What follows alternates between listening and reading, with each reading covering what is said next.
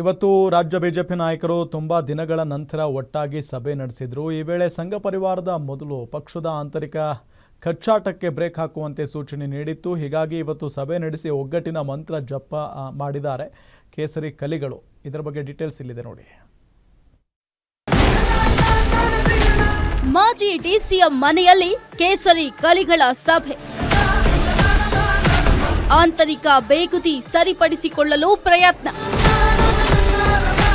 ರಾಜ್ಯ ನಾಯಕರ ಒಗ್ಗಟ್ಟಿಗೆ ಜೋಶಿಗೆ ಸಭೆ ನಡೆಸಿದ್ರು. ಸಭೆಯಲ್ಲಿ ಪ್ರಮುಖ ಹೈಲೈಟ್ಸ್ ಮಾಜಿ ಸಚಿವ ಅರವಿಂದ ಲಿಂಬಾವಳಿಯ ಹಾಜರಾತಿ. ಇತ್ತೀಚೆಗೆ ಆರ್ಎಸ್ಎಸ್ ನಾಯಕರು ಮಾಡಿದ ರಿಪೇರಿ ಎಫೆಕ್ಟ್ ಈ ಮೀಟಿಂಗ್ ಅಂತ ಹೇಳ್ಬೋದು.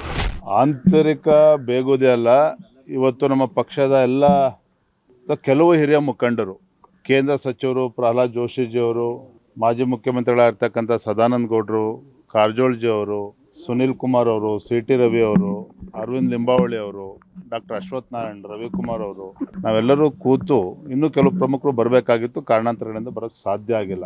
ರಾಜ್ಯ ಸರ್ಕಾರದ ಕಾರ್ಯವೈಖರಿ, ಯಾವ ರೀತಿ ಬಂಡ ಕಾಂಗ್ರೆಸ್ ಸರ್ಕಾರ ವಿರುದ್ಧ ಹೋರಾಟಗಳನ್ನು ನಾವು ಕೈಗೆತ್ತಿಕೊಳ್ಬೇಕು, ಯಾವ ರೀತಿ ಹೋರಾಟದ ರೂಪುರೇಷೆಗಳು ಇರಬೇಕು, ಇದ್ರ ಬಗ್ಗೆನೂ ಕೂಡ ಸಾಕಷ್ಟು ಚರ್ಚೆ ಮಾಡಿದ್ದೇವೆ.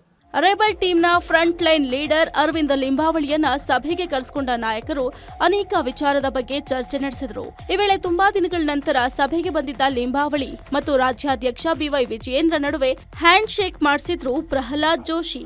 ಅನಂತರ ವರಿಷ್ಠರು ನೀಡಿರುವ ಸೂಚನೆಯನ್ನ ಸಭೆಯ ಗಮನಕ್ಕೆ ತಂದ್ರು ಜೋಶಿ.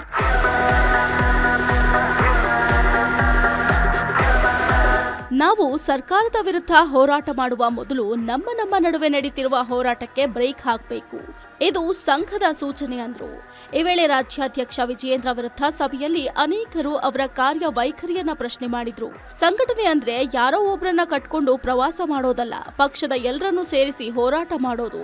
ಮೊದಲು ಎಲ್ಲರನ್ನ ವಿಶ್ವಾಸಕ್ಕೆ ತೆಗೆದುಕೊಳ್ಳುವ ಪ್ರಯತ್ನ ಮಾಡಿ ಅಂದ್ರು.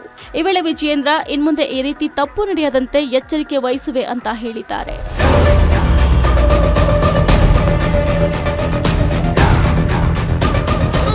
ಹೀಗೆ ಸಭೆಯಲ್ಲಿ ಅನೇಕ ವಿಚಾರಗಳ ಬಗ್ಗೆ ಚರ್ಚೆಯಾಗಿದೆ.